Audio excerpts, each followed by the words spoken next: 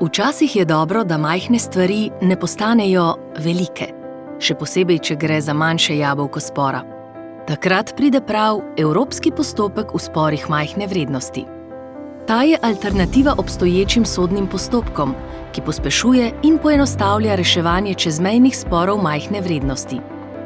Postopek je na voljo vsem fizičnim in pravnim osebam za reševanje civilnih in gospodarskih sporov v državah članicah Evropske unije. Vrednost zahtevka ne sme presegati 5000 evrov. Postopek se uporablja tako za denarne kot tudi za nedenarne zahtevke, pri tem pa pravno zastopanje ni obvezno.